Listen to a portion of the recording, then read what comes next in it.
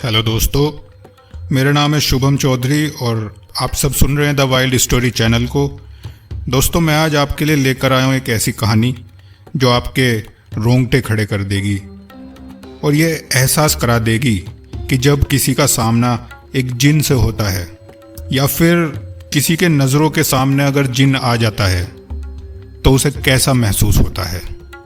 दोस्तों, अगर अभी तक आपने हमारे चैनल को सब्सक्राइब नहीं किया है तो ज़रूर कर लें, और अगर आप ये कहानी किसी और चैनल पर देख रहे हैं तो समझ जाइए कि ये एक फर्जी चैनल है, क्योंकि आजकल कुछ यूट्यूब चैनल हमारी वीडियो को कॉपी करके अपने चैनल्स पर डाल रहे हैं। हमारा जो ओरिजिनल चैनल है उसका लिंक आप वीडियो में ऊपर भी देख सकते हैं, द वाइल्ड स्टोरी के नाम से। इसके अलावा अगर आप ये वीडियो किसी और चैनल पे देख रहे हैं, जैसे कि खासकर द वाइल्ड हॉरोफिक नाम से एक चैनल है या फिर वाइल्ड कहानी, तो समझ जाइए कि एक फ़र्ज़ी चैनल है और हमारा कंटेंट उठाकर अपने चैनल पर डाल दिया है। इसलिए आप हमारे चैनल को सर्च करिए, द वाइल्ड स्टोरी के नाम से वो चैनल मिलेगा और उसको सब्सक्राइब कर लीजिएगा, जिस पे आपको हॉरर और वाइल्ड लाइफ से जुड़ी हुई हर तरह की कहानियाँ मिलेंगी। चलिए वापस आते हैं अपनी कहानी पे। फैज़ल नाम का एक लड़का था जो मेरठ का रहने वाला था। उसकी उम्र लगभग 19 साल की थी। उसके परिवार में उसके 2 भाई थे जो उससे 2 और 4 साल ही छोटे थे। उसके एक अब्बू, एक अम्मी और एक छोटी बहन थी जो अभी मात्र 3rd या 4th क्लास में थी। फैज़ल के जो अब्बू थे वो एक फैक्ट्री में काम किया करते थे, जो कि एक स्टील फैक्ट्री थी, और बाकी जो बच्चे थे वो सब अभी स्कूल में पढ़ रहे थे।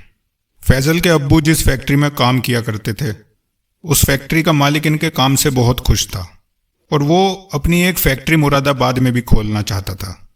कुछ समय बाद उसने अपनी एक फैक्ट्री मुरादाबाद में बना ली थी और फैज़ल के अब्बू को कहता है, भाईजान आप क्यों ना मेरी उस फैक्ट्री में चले जाएं, मुझे आपकी वहाँ पे बहुत ज़्यादा ज़रूरत है और आप काम भी इतना बढ़िया करते हैं। तो फैज़ल के अब्बू डिसाइड करते हैं कि ये तो मेरे लिए अच्छी बात है, क्योंकि वहाँ इनके बहुत रिश्तेदार भी रहते थे और इनका गांव भी मुरादाबाद के बिल्कुल पास में ही था। तो ये सुन के फैज़ल के अब्बू बड़े खुश हुए और वो डिसाइड कर लेते हैं कि हम लोग मुरादाबाद शिफ्ट हो जाते हैं। 1 महीने बाद उनके अब्बू अपने परिवार को लेकर मुरादाबाद शिफ्ट हो जाते हैं और बच्चों का एडमिशन भी वहीं अपने घर से 2 किलोमीटर दूर स्कूल में करा देते हैं, जो कि उनके घर से एक पैदल रास्ता था। घर में सब लोग बहुत ही खुश थे, क्योंकि उनका बड़ा मन था बहुत दिन से कि हम मुरादाबाद में ही रहें, अपने गांव के आसपास रहें। लेकिन दोस्तों, जो बच्चे थे उनका जो स्कूल का रास्ता था वो एक कब्रिस्तान के सामने से होकर जाता था। दोस्तों, जब बच्चे स्कूल जाते थे सुबह को, तो डेली ज़्यादातर उनको एक आदमी वहाँ मिलता था जो हमेशा कब्रिस्तान के सामने ही बैठा रहता था। उसके जो कपड़े थे वो पूरे सफ़ेद रंग के थे। जब भी बच्चे उसके सामने से जाते थे वो आदमी उनसे डेली कुछ ना कुछ खाने के लिए मांगता था, लेकिन फैज़ल और उसके दोनों भाई उसको कुछ नहीं देते थे, क्योंकि उनके पास एक ही टिफ़िन होता था। मम्मी उनको टिफ़िन बना के देती थी, वो स्कूल में खाने के लिए उनको मिलता था। अगर वो उसको दे देते तो फिर वो अपने आप भूखे रह जाते। उस आदमी के पास हमेशा एक टोकरी भी रहती थी जिसमें वो अपना सारा सामान रखता था, और उस सामान के ऊपर वो हमेशा एक कपड़ा ढक के रखता था। एक दिन स्कूल जाते हुए फैज़ल और उसके भाइयों को वो आदमी नहीं दिखता, लेकिन उसकी वो टोकरी वहीं पे रखी हुई थी। तो फैज़ल सोचता है कि क्यों ना एक बार मैं इसकी टोकरी में देख लूं कि वो क्या सामान रखता है। फैज़ल उस टोकरी के पास जाता है और उस पर रखे हुए कपड़े को हटा देता है। जैसे ही वो कपड़ा हटाता है वो देखता है कि अंदर एक गुड़िया रखी हुई है जो कि काले रंग की थी। फैज़ल बहुत सोचता है और उस गुड़िया को उठाने के लिए अपना हाथ बढ़ा देता है। जैसे ही उसका हाथ उस गुड़िया पे लगता है उसे एक जोर की चीख सुनाई पड़ती है और वो डर जाता है और अपने भाइयों से पूछता है कि वो चीख कैसी थी। उसके भाई कहते हैं, चीख? कौन सी चीख? हमें कोई चीख सुनाई नहीं दी। इसको छोड़ और जल्दी चल, क्योंकि स्कूल के लिए हम लेट हो रहे हैं। फैज़ल उस टोकरी को छोड़कर स्कूल चला जाता है, लेकिन वो स्कूल में भी बस एक ही बात सोच रहा था, वो चीख किसकी थी ऐसा सोचते हुए उसका पूरा दिन निकल जाता है। उसने अपने स्कूल में उस कब्रिस्तान के बारे में बहुत से किस्से सुने थे। दोस्तों, मुरादाबाद के उस कब्रिस्तान की क्या कहानी है, उसके लिए मैं जल्दी आपके लिए एक वीडियो लाने वाला हूँ। अब सारे बच्चे स्कूल से अपने घर आ जाते हैं। रात का समय था। घर में सब लोग एक साथ बैठकर खाना खा रहे थे और सभी मुरादाबाद शिफ्ट होने की बात से बहुत खुश थे। फैजल की माँ रसोई में खाना बना रही थी और पूरा परिवार बाहर वाले कमरे में बैठा हुआ था और सब खाने का इंतज़ार कर रहे थे। और आज घर में चिकन बना हुआ था। फैजल को चिकन बहुत पसंद था। सबसे पहले वो अपनी प्लेट में चिकन डालता है। जैसे ही वो रोटी का टुकड़ा उसको लगाने वाला होता है, वो देखता है कि चिकन का टुकड़ा प्लेट में हिलना शुरू हो जाता है, जैसे कि वो अभी भी जिंदा हो। फैजल एकदम बहुत डर जाता है और अपनी प्लेट को एकदम दूर कर देता है। उसके अब्बा पूछते हैं, बेटा क्या हुआ, चिकन पसंद नहीं आया क्या? वो कहता नहीं अब्बू, कुछ नहीं हुआ, चिकन तो मुझे बहुत पसंद है। वो दोबारा प्लेट की तरफ देखता है तो एकदम नॉर्मल थी, उसमें कुछ भी नहीं हिल रहा था। वो थोड़ा घबरा जाता है, लेकिन अपने मन को शांत करने के लिए बस एक ही बात सोचता है कि शायद उसका वहम होगा। सब खाना खा के सोने के लिए चले जाते हैं। फैजल अपने एक भाई के साथ अलग कमरे में सोता था और वो और उसका भाई जाकर कमरे में लेट जाते हैं। तकरीबन रात के 2 बजे थे। फैजल को कमरे के गेट पे खटखटाने की आवाज़ आती है। वो आवाज़ लगाता है, अब्बू आप हैं क्या? उधर से आवाज़ आती है, हाँ फैजल बेटा मैं हूँ, एक बार मेरी बात सुनोगे? मुझे तुमसे कुछ ज़रूरी बात करनी है। फैजल अपने बेड से खड़ा होता है और जाकर दरवाज़ा खोलता है। बाहर कोई नहीं था। फैजल जाकर अपने अब्बू के कमरे में देखता है तो अब्बू तो सो रहे थे। इतना देखते ही वो बहुत घबरा जाता है और वापस अपने कमरे में आकर लेट जाता है। सुबह के 4 बज जाते हैं, लेकिन उसको नींद नहीं आ रही थी। फिर उसे बाहर वाले कमरे में किसी के चलने की आवाज़ आती है। उसको लगता है शायद अब्बू जाग चुके हैं। जाके वो एक बार उनसे पूछ लेता हूँ कि रात को आपने गेट खटखटाया था क्या? वो बाहर जाकर देखता है तो वहाँ कोई नहीं था और कमरा एकदम खाली था। उसकी घबराहट और बढ़ जाती है और वो तुरंत अपने कमरे का गेट बंद करके दोबारा अपने बेड पर जाकर लेट जाता है। दोस्तों, ये जो नेगेटिव एनर्जी होती है ना, हमेशा कोई ना कोई जरिया ढूंढ ही लेती है आपके घर में आने का। और वो कब्रिस्तान वाला आदमी वही जरिया था जिसके रास्ते वो फैजल तक आना चाहती थी। अगले दिन फैजल अपने स्कूल में जा रहा था और उसे उस कब्रिस्तान पर वो आदमी आज भी दिखाई नहीं देता और ना ही उसका वो टोकरा वहाँ रखा हुआ था।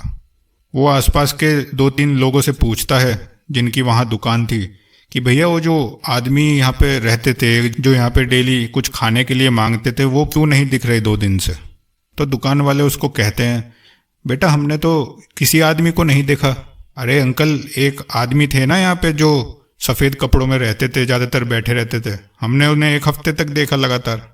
नहीं बेटा, तुम्हारा शायद कोई वहम होगा या तुमने हो सकता है किसी और को देख लिया हो, लेकिन हमने आज तक किसी आदमी को यहाँ पर नहीं देखा। अब इतना सुनते ही फैजल की घबराहट और बढ़ जाती है। जब वो कब्रिस्तान को पार कर रहा था तो उसने आधा कब्रिस्तान ही पार किया था और उसे महसूस होता है कि जैसे उसके पैरों को किसी ने जोर से पकड़ लिया हो। उसके पैर बहुत भारी हो जाते हैं। जैसे स्विमिंग पूल में आप चलने की सोचते हैं तो आपको ज़्यादा ताकत लगानी पड़ती है ना, कुछ इस तरह की ताकत उसे चलने में लगानी पड़ रही थी। वो अपने भाई को बोलता है कि भाई मुझे अभी ऐसा महसूस हो रहा है जैसे मुझसे चला नहीं जा रहा हो और मेरे पैरों में बहुत वजन आ गया हो। उसका भाई बोलता है एक बार चल के दिखा। अब वो जब चल के दिखाता है तो वो एकदम नॉर्मल चलने लगता है। भाई तो क्यों यहाँ रोज़ नाटक करता है, जल्दी स्कूल चल, हम तेरी वजह से रोज़ लेट हो जाते हैं। स्कूल में जाकर सब ठीक चल रहा था कि उसके कान में किसी के कुछ बोलने की आवाज़ आती है, मैं आज तुम्हें ले जाऊंगा। बस इतना सुनने के बाद थोड़ी देर में उसे बुखार आ जाता है और स्कूल की छुट्टी होने के बाद घर जाकर वो मम्मी को बुखार के बारे में बता देता है। ऐसे ही शाम बीत जाती है। रात को खाना खाने के बाद वो दवाई लेकर सोने चला जाता है और यही सोचता हुआ सो जाता है कि कब्रिस्तान पर वो आदमी जो उसको दिखाई देता था और उसके भाई को दिखाई देता था वो था कौन। तकरीबन रात के 1 बजे उसे महसूस होता है कि कोई उसके कान में कुछ फुसफुसा रहा है। तो उसकी आंख खुल जाती है और वह अपने चारों तरफ देखता है। उसको कुछ दिखाई नहीं देता। वो दोबारा अपने बेड पर लेट जाता है। ऐसे ही 2 घंटे बीत जाते हैं। रात के 3 बज चुके थे। 3 बजे रात को उसे महसूस होता है कि कोई उसके ऊपर बैठा हुआ है। उसकी आंखें खुल जाती हैं, लेकिन वो अपना शरीर नहीं हिला पा रहा था। वो बहुत कोशिश करता है अपने हाथ पैर हिलाने की, लेकिन वो हिल नहीं रहे थे। मुंह से आवाज़ निकालने की कोशिश करता है, लेकिन बोल भी नहीं पा रहा था। और सिर्फ उसको ये महसूस हो रहा था कि कोई उसके ऊपर बैठ गया है।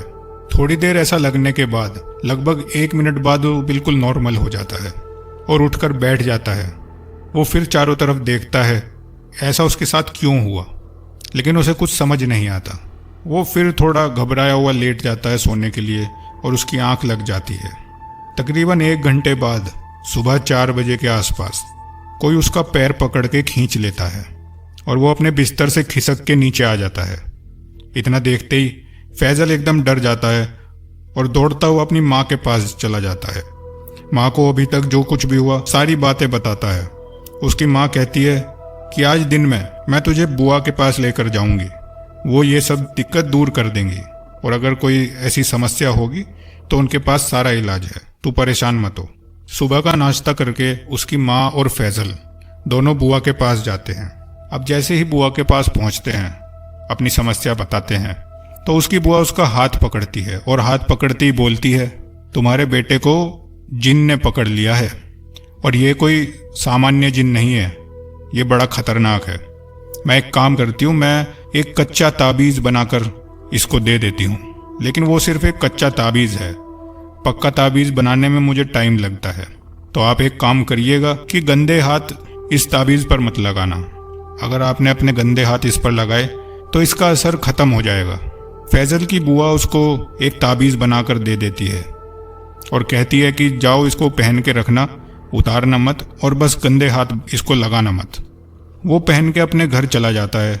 रात को खाना खाते हुए वो हाथ धोना भूल जाता है और खाना खाकर अपने गंदे हाथ उस ताबीज़ पे लगा देता है।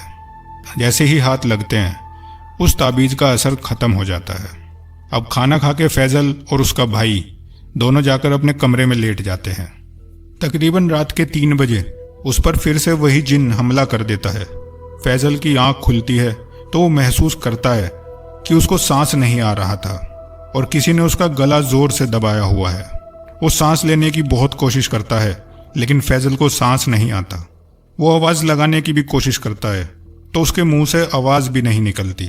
तकरीबन 1 मिनट तक जब फैजल को सांस नहीं आता तो उसको लगता है कि अब उसका दम निकल जाएगा, कि तभी फैजल को एकदम सांस आ जाता है और वह हाँफते हुए बैठ जाता है और ज़ोर ज़ोर से सांस लेने लगता है। ज़ोर ज़ोर से सांस लेते हुए वो देखता है कि कमरे के कोने में एक आदमी खड़ा हुआ है, जो कि कोई साधारण आदमी नहीं था। उस आदमी की लंबाई तकरीबन 8 फीट के आसपास थी, जो किसी भी साधारण इंसान के मुकाबले 2 फीट ज़्यादा है। फैजल बताता है कि वो आदमी हमारे कमरे के गेट से भी ज़्यादा लंबा था। अब फैजल उससे पूछता है, कौन हो आप, कौन खड़ा है वहाँ पे? वो आदमी धीरे धीरे फैजल की तरफ बढ़ने लगता है। जैसे ही वो फैजल के करीब आता है तो उसको उस आदमी का चेहरा दिखाई दे जाता है। वो जो आदमी था ना, उसके चेहरे पर दोनों होठ नहीं थे और उसके जो दांत थे वो भी काफ़ी बड़े थे। बिना होठों के आदमी के दांत वैसे भी बड़े दिखते हैं। जैसे ही वो उसके और करीब आता है उसको उसका पूरा चेहरा नज़र आ जाता है और वो देखता है कि उसके पूरे चेहरे पर छोटे छोटे बाल थे। और वो फैजल के बिल्कुल करीब आकर कहता है, मेरे साथ चलने का समय आ गया है। इतना सुनते ही फैजल डर जाता है और अपने बराबर वाले बेड पर लेटे हुए अपने भाई को उठा देता है। जब उसका भाई उठता है तो दोनों देखते हैं कि वहाँ कोई भी नहीं था। वो जिन एकदम गायब हो चुका था। फैजल अपने भाई को बता ही रहा था कि तभी कमरे का दरवाज़ा खुल जाता है और फैजल ज़मीन पर रगड़ता हुआ उस गेट की तरफ जाने लगता है। तभी उसका भाई और वो चिल्लाने लगते हैं और उनके अब्बू और अम्मी उनकी चिल्लाने की आवाज़ सुन लेते हैं। चिल्लाने की आवाज़ सुनते ही फैजल की अम्मी अबू उसके कमरे की तरफ दौड़ने लगते हैं। जब वो दोनों वहाँ पहुँचते हैं तो देखते हैं कि फैजल जमीन पर पड़ा हुआ है और उसके शरीर पर खरोंच के निशान हैं। उसके अम्मी अब्बू उसको तुरंत उठाते हैं और उसकी बुआ के पास तुरंत ले जाते हैं। वहाँ पहुंचकर उसकी बुआ कहती है कि वो ताबीज ने अपना असर बंद कर दिया है और अभी जिन इस पर पूरी तरह हावी हो चुका है। इसका इलाज उसकी बुआ के पास नहीं है। तो बुआ एक बाबा के बारे में बताती है। वो सारा परिवार मिलकर उसको उस बाबा के पास ले जाता है। फैजल पूरा नीला पड़ चुका था और उसका शरीर बर्फ की तरह ठंडा लग रहा था। बाबा के पास पहुंचते ही बाबा उसको देख के समझ जाता है कि उस पर एक खतरनाक जिन का साया है। पूरे 4 दिन लगते हैं उस बाबा को झाड़ फूंक करके फैजल को ठीक करने में। ठीक होने के बाद बाबा फैजल को एक पक्का ताबीज दे देता है और उसको पहना देता है। उसके बाद फैजल का परिवार उसको लेकर घर वापस चला जाता है। उस ताबीज के बाद से फैजल अभी तक बिल्कुल ठीक है, लेकिन वो अपने स्कूल अब किसी और रास्ते से जाता है। उसको अभी भी रात में कभी कभी अजीब सपने दिखते हैं, लेकिन कोई जिन उस पर अब हमला नहीं करता। दोस्तों, आज की कहानी आपको कैसी लगी कमेंट में ज़रूर बताइएगा, और अगर पसंद आई हो तो वीडियो को लाइक ज़रूर कर देना और हमारे चैनल को सब्सक्राइब कर देना। दोस्तों, द वाइल्ड स्टोरी चैनल के अलावा अगर आपको कहीं भी ये वीडियो दिखाई दे तो आपसे रिक्वेस्ट है कि वहाँ पर इस वीडियो को ना देखें, सिर्फ और सिर्फ हमारे चैनल पर ही देखें। मैं हूँ आपका दोस्त शुभम। कल दोबारा मिलते हैं।